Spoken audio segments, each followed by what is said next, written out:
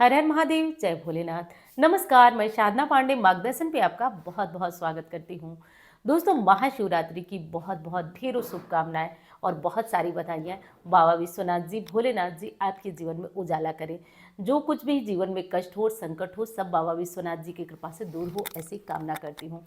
तो दोस्तों, चार पहर की पूजा आप सभी करने वाले हैं और बहुत सारे प्रश्न हैं कि चार पहर की पूजा कैसे और किस तरह से करना है।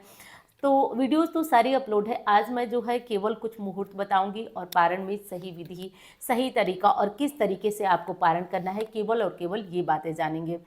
तो सबसे पहले तो दोस्तों महादेव का नाम लेकर वीडियो प्रारंभ करते हैं।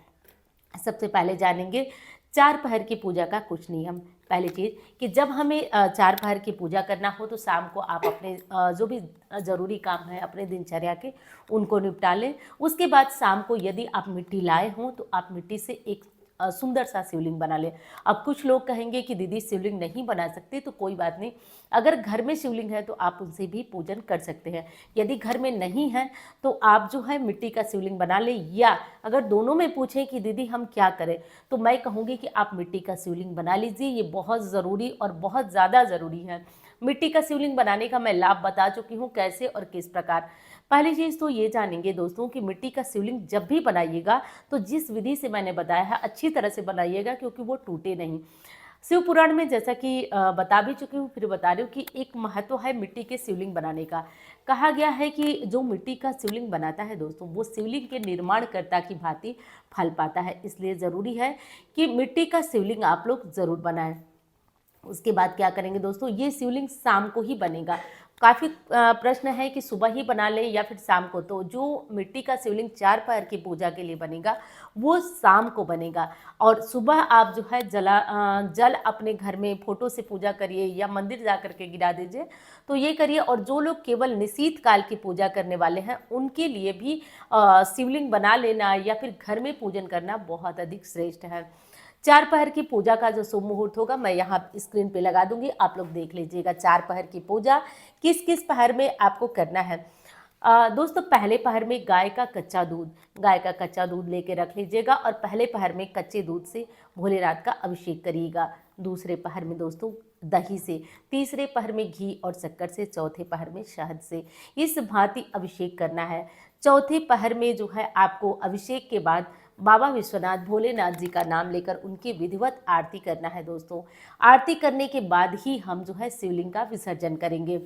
शिवलिंग का विसर्जन करने से पहले आप बाबा से जो भी इच्छा है, जो भी कामना है, वो ज़रूर बोल दीजिएगा।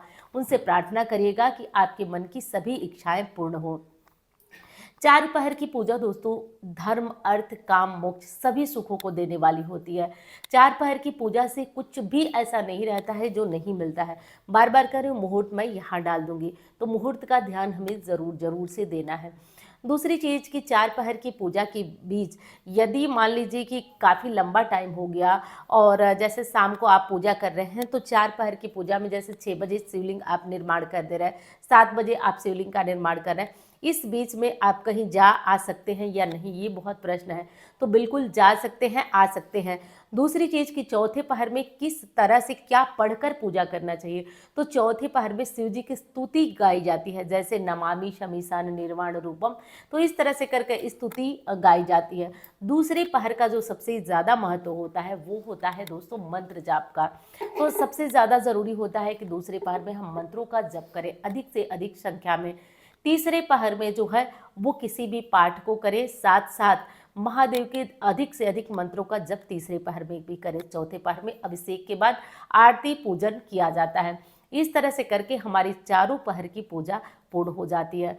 दोस्तों, कहा जाता है कि इस पूजा को अगर किसी भी भांति बिना मन से भी कर लिया जाए तो ये पूजा हमारे लिए फलदायी हो जाती है।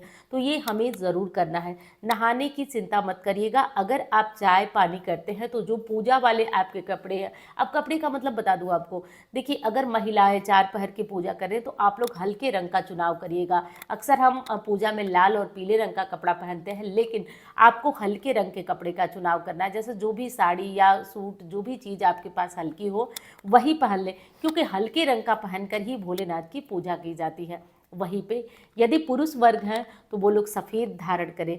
आज के दिन सफ़ेद धारण करने से ना जो शक्तियाँ होती हैं या हल्के रंग से जो शक्तियाँ होती हैं वो और अधिक हमारे अंदर और अच्छे से प्रवेश कर जाती हैं। तो ये काम तो हमें ज़रूर करना है। अब जैसे पूजा मान लीजिए हमने 6 बजे 7 बजे शुरू किया तो हमें तो भूख प्यास लगेगी ही।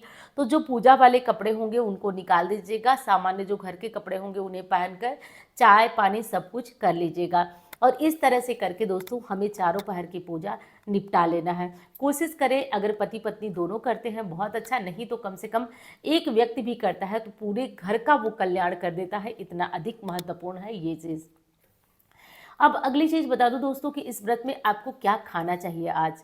तो देखिए, सेंधा नमक का सेवन करना चाहें तो कर सकते हैं, अनाज का भी कुछ लोग सेवन करते हैं, लेकिन मेरा मानना है कि जब हम अनाज खा ही लेते हैं तो फिर व्रत बहुत महत्व नहीं रखता है। और शिवरात्रि के व्रत में एक चीज़ का बहुत महत्व होता है कि जब रात्रि जागरण करना है आपको तो आप अन्न का त्याग करें।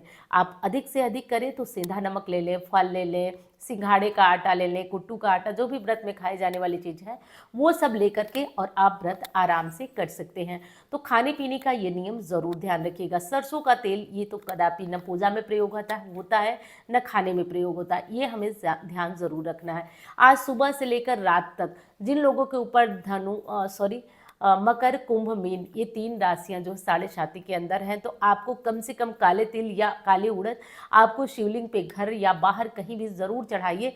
शनि की आराध्य देव जी भी भगवान भोलेनाथ है, इस पीड़ा से आपको मुक्ति मिलेगी। साथ साथ रात्रि में जब आप जागरण करें तो बैठे ना रहें।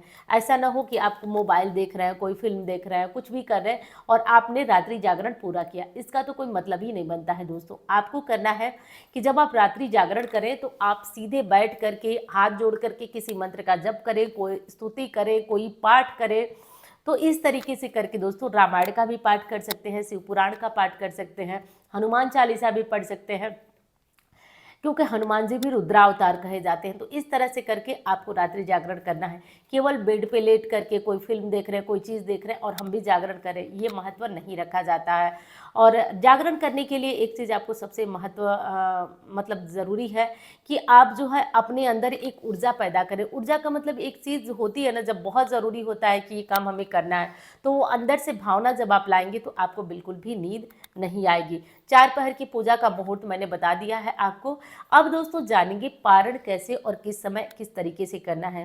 दोस्तों पारण करने में हमें सबसे पहली जो सावधानी रखनी है वो रखना है कि हमें पारण से पहले दान ज़रूर करना है।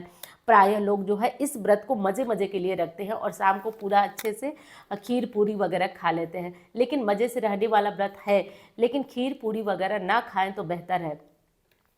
पारण में आप कुछ न कुछ दान ज़रूर निकालें। दान में आप चाहे तो एक व्यक्ति के खाने भर सीधा चावल, नमक, तेल, आटा कुछ पैसे रख करके किसी भी ब्राह्मण के यहाँ भिजवा दीजिए, इससे बहुत अच्छा रहता है।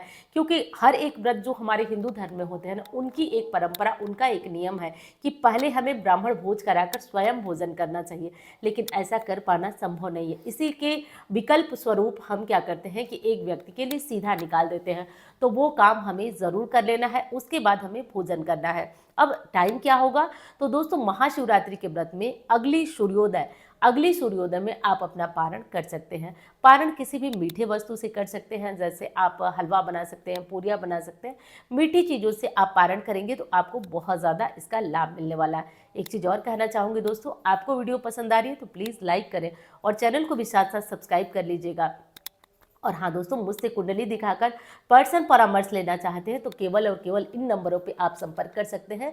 और कमेंट बॉक्स में देखिए बहुत सारे आजकल फेक नंबर आपको दिए जा रहे हैं, अपने लिंक भी पिन किए जा रहे हैं, वो नंबर फर्जी होंगे, क्योंकि मेरा केवल और केवल एक ही नंबर है। तो थोड़ा सा ये जो स्क्रीन पर लिखती हूँ केवल वही नंबर है, फिर दिक्कत आपको पड़ेगी, आप परेशान होंगे। इस बहुत सारे आपके प्रश्न हैं, उनके बारे में बात कर लेते हैं।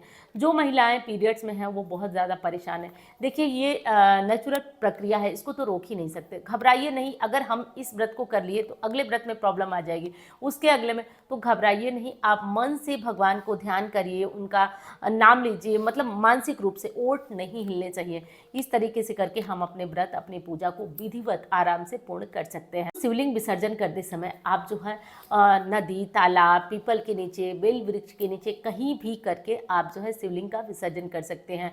शिवलिंग विसर्जन किए बिना पारण मत कीजिएगा, ये ध्यान देना होगा। पारण से पहले आप अपनी मनोकामना ज़रूर बोलिएगा। मैंने पहले वीडियो में बोला है कि पारण से पहले अपनी मनोकामना ज़रूर कहिएगा। और आज उम्मीद करती हूँ कि सभी अपने पूजा पाठ में बहुत व्यस्त होंगे।